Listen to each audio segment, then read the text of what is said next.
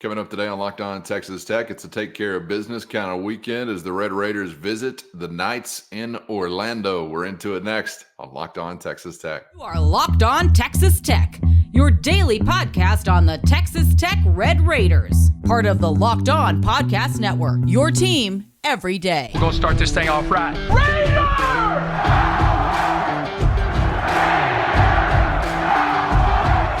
Everything runs through Lubbock. Great to be with you again on Locked On Texas Tech on the Locked On Podcast Network, your team every day, always free and available on YouTube or anywhere you get podcasts. And today's episode brought to you by FanDuel. Make every moment more. New customers join today, and you're going to get $200 in bonus bets if your first bet of $5 or more wins. So visit FanDuel.com/lockedon to get started with the only Chris Level. I'm Casey Cowan. Chris, great to be back with you, wrapping up another busy week and looking ahead to a busy weekend. Of course, we'll get to the Big 12 slate up ahead, which involves the good guys, the Red Raiders, on the road from Orlando as they'll take on the Golden Knights of Central Florida. And this just as tricky as any other, I suppose. Of course, always difficult when you're going on the road in the Big 12 Conference, but maybe more so when you're talking about a team like Texas Tech coming off of an emotional win earlier in the week at your house, and you go on the road to face a team that you've beaten once already and likely to be expected to beat again. But obviously nothing guaranteed whenever you leave your house. So really going to have to try to keep that edge this weekend. And that's what we're always saying, I think, whenever you go to the Magical Kingdom or the Magic Kingdom, you got to keep your edge, keep your hand on your wallet and keep your edge, right?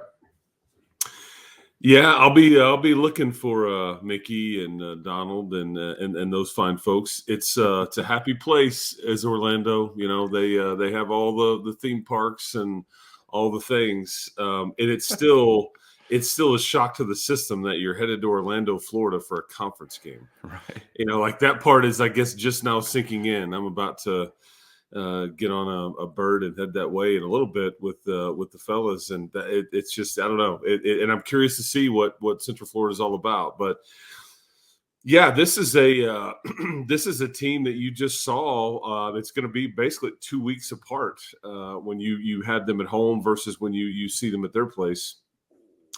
They when they came to your place, they had lost 2 of 3. Well, they've since lost 4 in a row. You know, they haven't won since you've last seen them. You kind of started that 4-game losing streak. And there's some talk about Johnny Dawkins maybe not making it past this year.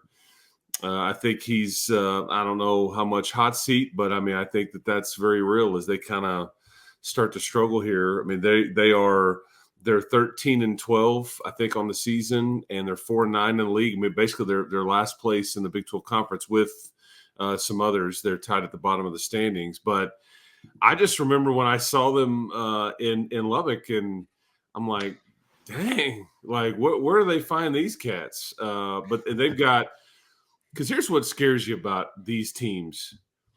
They are either – you know, kind of got one foot out the door, not worried about their coach, checked out, ready to enjoy some of that Florida sun and rain, because it does rain on occasion there in Orlando. It just kind of swoops on through and then it's just gone. But, you know, when you're standing in line for Space Mountain, you got to have a poncho in your pocket. It's very frustrating. I wouldn't have any experience with that or anything, but yeah, I remember it back I think 6 years ago. I mean, it's just like these tropical storms that just blow through there. Anyways, I digress. But they've got 2 guards in Darius Johnson and Jalen Sellers that are very, very good. These guys combined for, I think, 30 points total a game. You know, I think Johnson went for 29 the other night in Morgantown, but it's just nobody else played well. So do you have a team, you know, that is got one foot out the door and it's kind of just like, man, this is just too hard. Like we just don't have a chance. Or do you have a team that's like, we are in the best league in the country. If we can rattle them off here and we can make some noise in Kansas City, you can absolutely put yourself back in a position where you're on the bubble and even in. But they're running out of time and they know it. And so what do you get from them? You know, and they're much better at home than they are on the road. they've beaten Kansas and they've beaten Oklahoma at home. They did go to Austin and win. We remember all that controversy, and they shoot it better at home, but they don't typically shoot it very well as a team. They lead. They're one of the top shot blocking teams in the country. I mean, I just expect this game to be kind of a grind, and I don't know what you're going to get from UCF. I have a pretty good idea what you'll get from Texas Tech because you're going to play hard, and maybe you can outlast them. I don't know if the big fellow will play or not. I'm hopeful. I think there's a chance in Warren, Washington, and so. Yeah, what do you get here? We can dig in a little deeper if you want, but it's kind of like the face value. That's kind of what when you're really the same thing in back-to-back weekends. You're dealing with the same scenario. Very talented at times and talented enough to beat you. I don't know if motivated, and I don't know, and much better at home. So, that's what you're dealing with back-to-back Saturdays coming up. Yeah, certainly seems like one of those days that will be, with all due respect to Central Florida, all about Texas Tech as far as being self-starters. I don't know, what type of environment to expect necessarily. It looked like they've had some frenzied ones previously, say when Kansas comes to town. I don't know if they're getting up for the Red Raiders coming to town in the same way. And Texas Tech, of course, coming off of the win like they had against Texas Christian, I think, it'd be natural to anticipate a little bit of a lull as far as maybe some of the emotion or things like that heading into the ball game. And, I'm thinking, back to the ball game against the Horned Frogs, Chris, where really nothing was coming easy for you by any stretch of the imagination. And even though it didn't go to overtime, it was kind of a taxing game. I would have to imagine all those guys that were involved. I would love, obviously, to see Warren Washington back on the floor to increase your margin for error. But I really wonder what that game against the Horned Frogs took out of them. And even though it's UCF we're talking about, again, with all due respect, and then even maybe a little bit more. I mean, I'm just full of respect for the Knights this morning. I don't know. I've kind of expected maybe, sluggish start. I guess it would be against type, not Texas Tech's type, but just typical game-to-game type. If you came out with your hair on fire because you had to empty your bucket to get that win against the Horned Frogs, and it's only been a few days, obviously, before you hit the road for you and I were talking about before beginning our conversation here today. What is one of, I guess, the 3 longest road trips you can make? One of the 2 longest road trips you can make? Yeah, I mean, I think as far as just furthest away from Lubbock, I think Orlando and Morgantown, which you've got back-to-back Saturdays, maybe Cincinnati. I hadn't looked at to base it on anything like a map or whatever. But I mean, this is anytime you're going east, these are longer flights, especially coming home as you fly against the jet stream and all those things. But it's just still weird that you're going to Orlando for a conference game like in the Big 12. But this is our reality. I mean, we've known it. It's just kind of hit me in the face. So I probably when I land there and with all the palm trees and all those things, that it'll just be like, wow, this is conference territory. I mean, and Big like 12 country. Yeah, Big 12 country. And I think about like when like UCF had to play, like after they played in Lubbock, they had to play in Provo. So you want to talk about a trip now? Yeah. I mean, Orlando to Provo, and basically they just skipped. They just went straight to Provo after they left Lubbock and stayed in Provo or Salt Lake City for a couple extra days. Anyways, but yeah, luckily you're centrally located a bit. But I'm with you. I'm not real sure what you get tomorrow. I'm intrigued. This is a winnable game. But when you peel back the onion here on what Central Florida is, how they are built.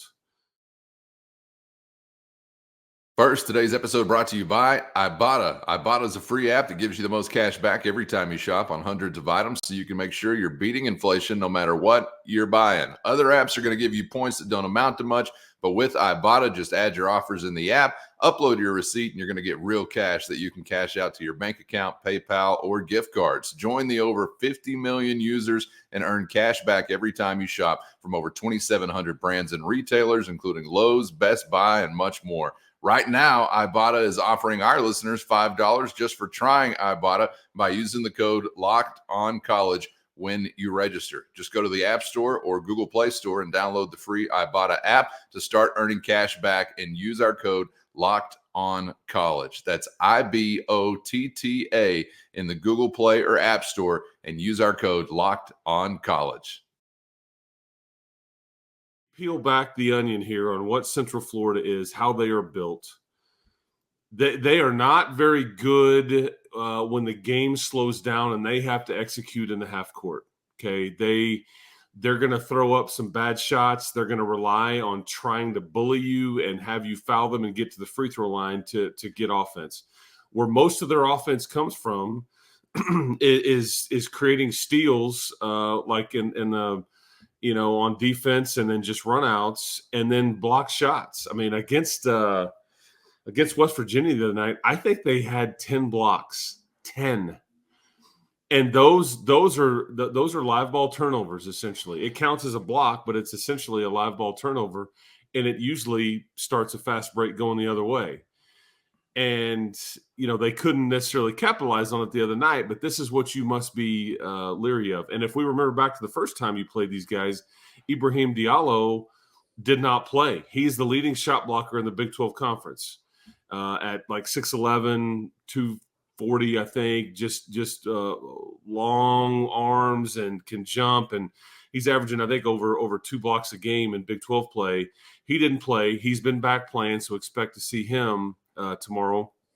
And you just have to, like, one of your biggest keys in this one, though, is shot selection.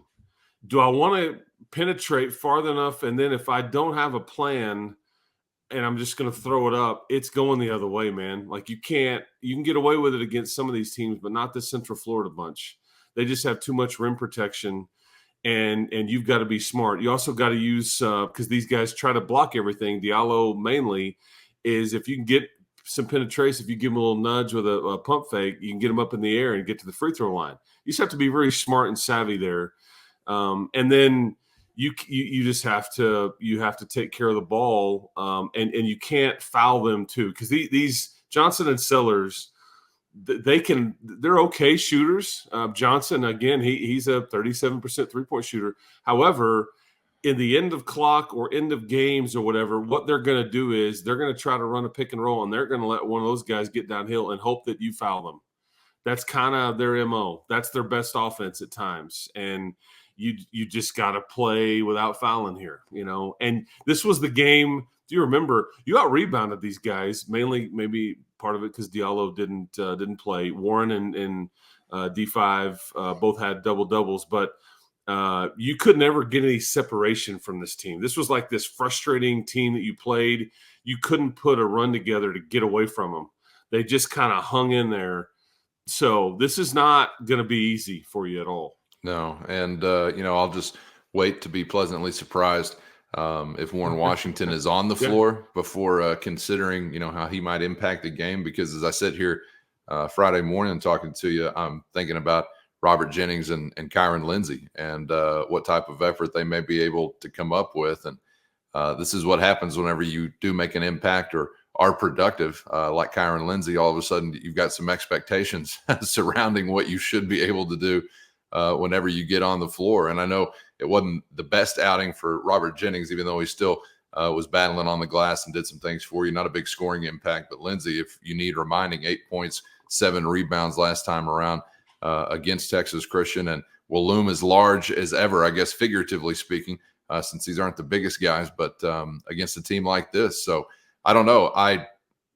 If Warren Washington is not in the fold once again, you kind of feel like still anything could happen. And I know that technically with or without him, anything could happen. But man, your margin for error is just so thin without a guy like that in the mix. So hoping for good things for Warren Washington, but Lindsay and Jennings, you'll continue to need to see give great efforts, obviously.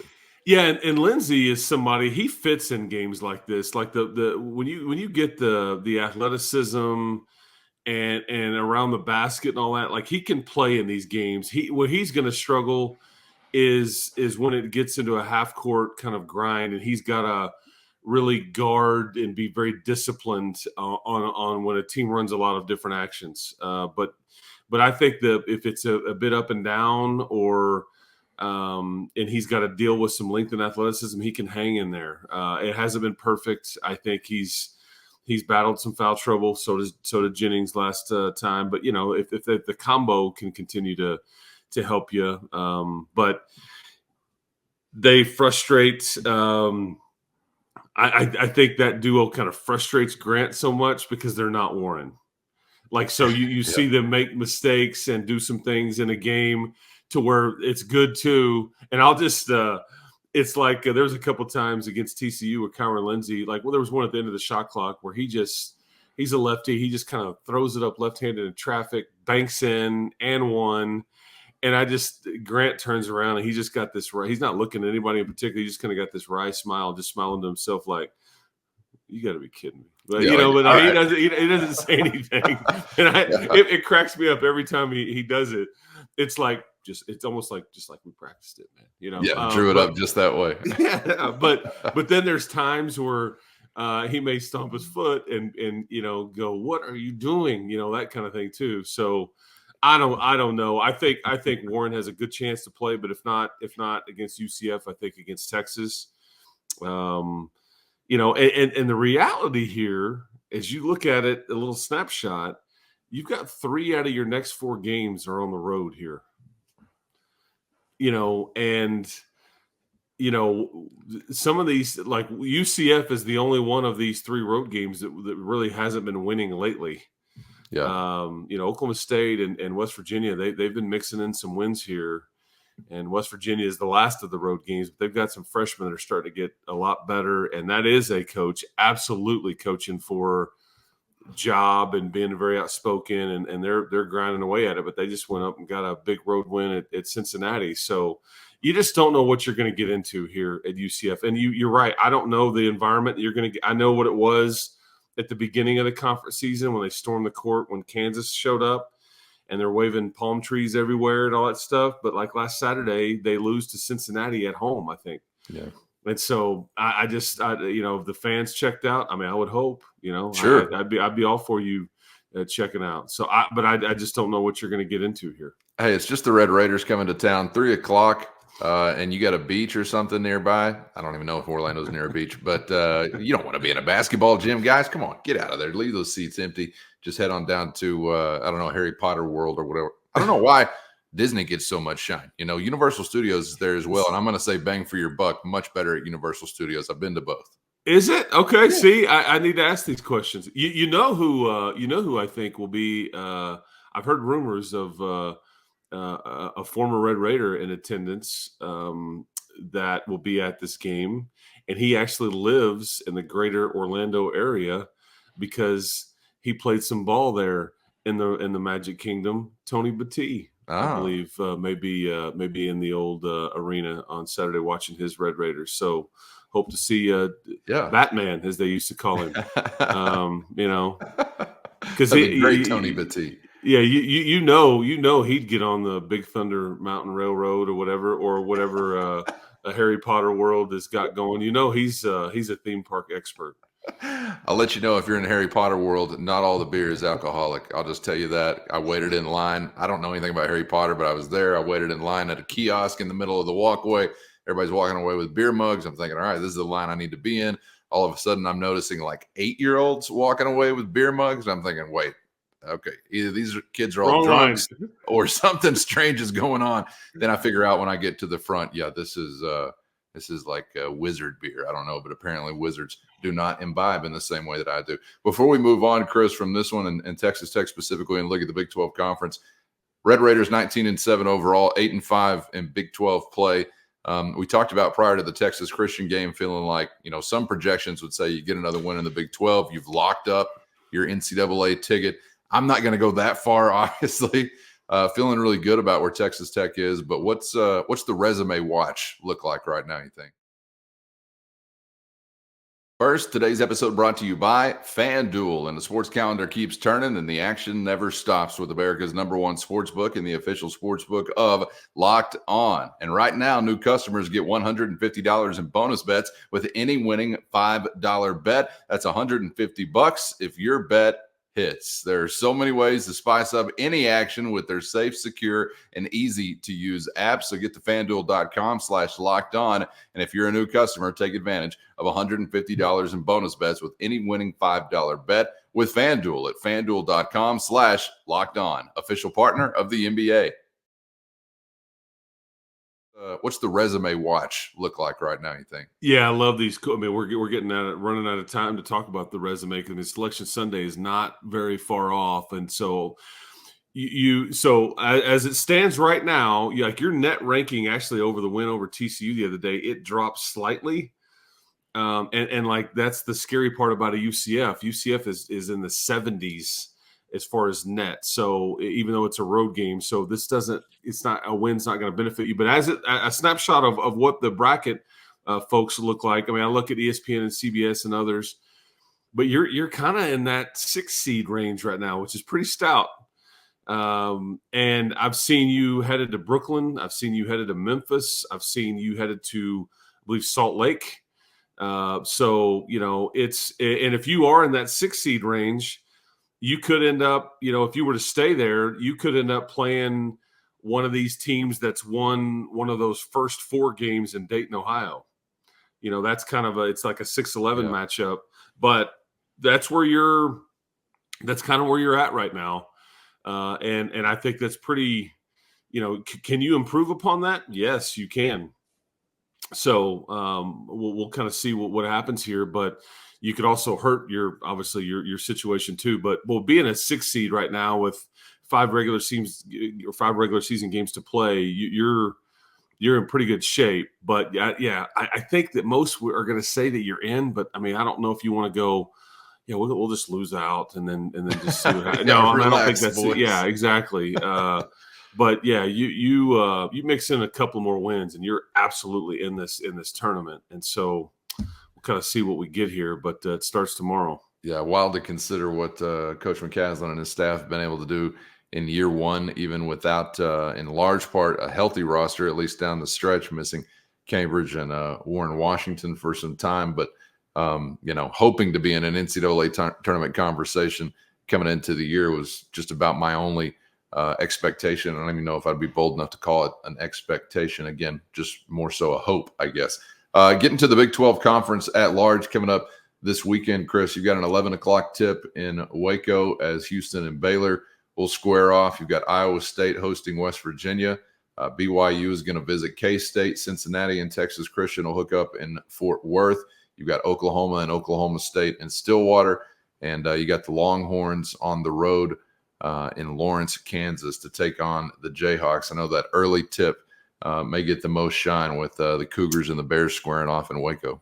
Yeah, and I think it's a nationally televised game, and that's one that, if Baylor can win it, it still makes the conference race very intriguing down the stretch. But if Houston wins it, they're starting to put some separation between themselves and others. But that ought to be a big time fight. And like Houston's coming off of a very big win over Iowa State. That was on a Monday, so they've had a little bit of extra time. But Baylor is tough to play at, and if Baylor is motivated and which they should be, because they just coming off of a loss to BYU. But that ought to be a doozy. There's 2 games that I'm interested in. The Texas at Kansas game is not one of them, but I'm semi intrigued about that one, just because Kansas is still trying to figure things out. But think about that for Texas. They got to go to Lawrence, Kansas, and Lubbock, Texas, and back-to-back road trips. If you're an opposition, that's fairly daunting. So I'll be interested to see how they play in that environment, because they've got to come get in the middle of another one on Tuesday night here in Lubbock. But BYU at Kansas State, like, it's kind of like Central Florida. Like, Kansas State is kind of running out of time here.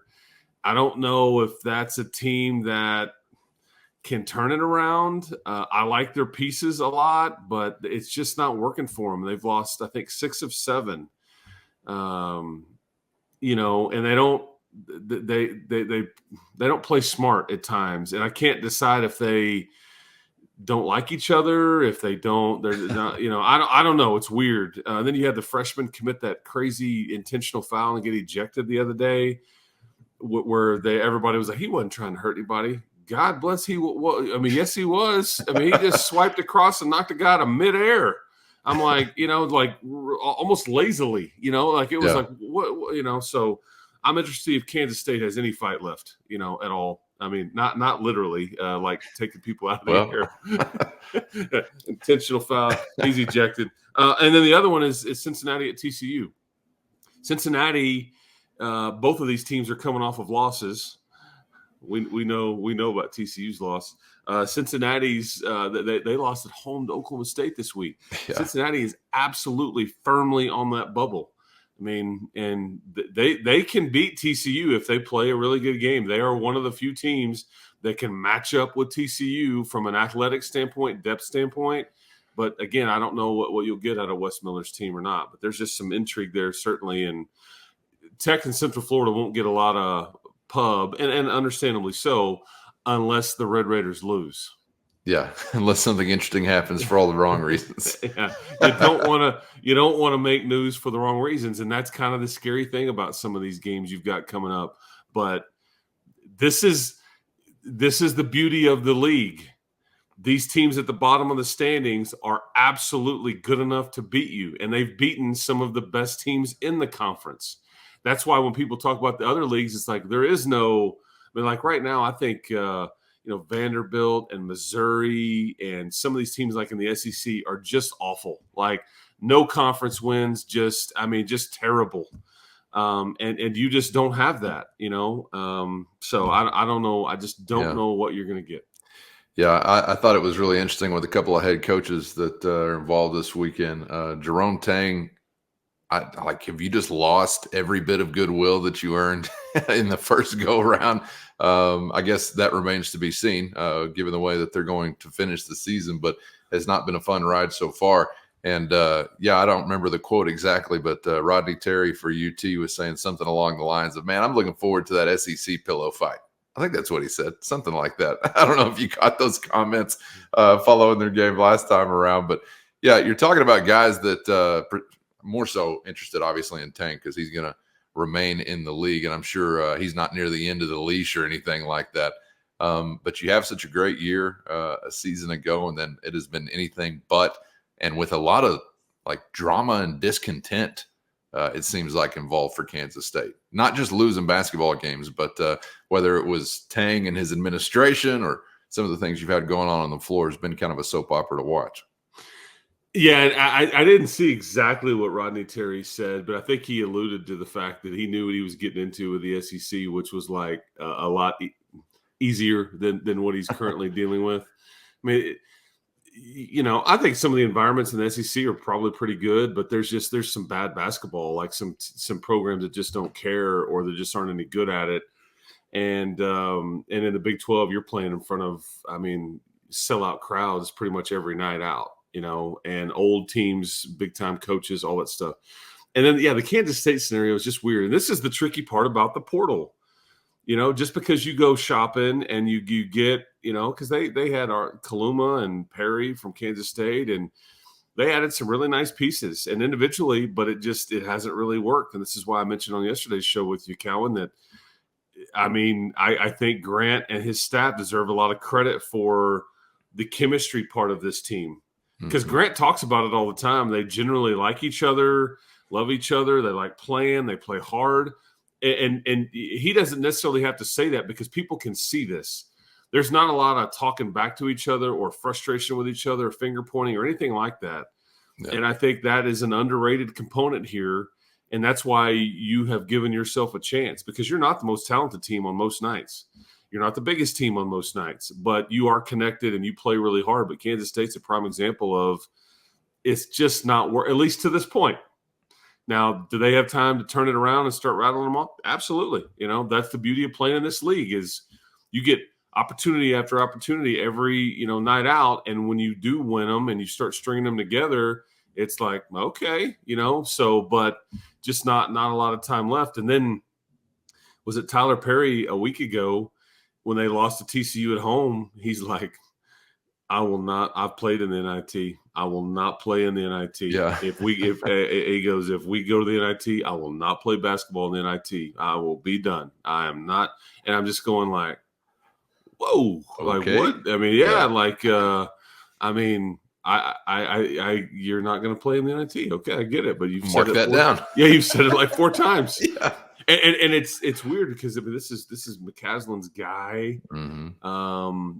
He was on that NIT run with him last year. I think they had a great experience, but it just kind of spoke to me about how frustrating it is and not what anybody expected up in Kansas State compared to what the Elite Eight run last year. No doubt. Man, enjoyed the week with you, Chris. Look forward to the road trip. Safe travels and hopefully bringing back a win. And we'll be back on the other side to discuss it all, man. Thanks for the time as always. Does Universal Studios have like a main character that's like responsible for their park, like Mickey is to Disney? Is there like it seemed like a that, face of Universal Studios? It seemed like that punk wizard had really taken over a lot of real estate there right. last time I was there, but it was like X-Men, Marvel type stuff, Superman, Batman. Okay, so they've got a lot of different folks, yeah. Like a family. Yeah, they got it going on over there too. Okay, all right. And you ain't got to worry, I don't think, about some weirdo with a mustache puffing a heater in the mini costume trying to take a picture with your kid either. And what about those tunnels? That's a different show, but there's a lot of questions with what's going on at Disney. Hey, man, enjoyed it. I'll send you some pictures. Please do. I happen to drive by any of these said do. parks and all that stuff. Yeah, so anyway, appreciate it. I hope everybody has a good weekend. We'll talk to you early next week. Hopefully the Red Raiders get it done in Orlando. That's right. Appreciate you guys being out there as always, and hope you'll be subscribed so you never miss an episode on YouTube or anywhere you get podcasts. For Chris, I'm Casey, and we hope to see you back for the next round on Locked On Texas Tech.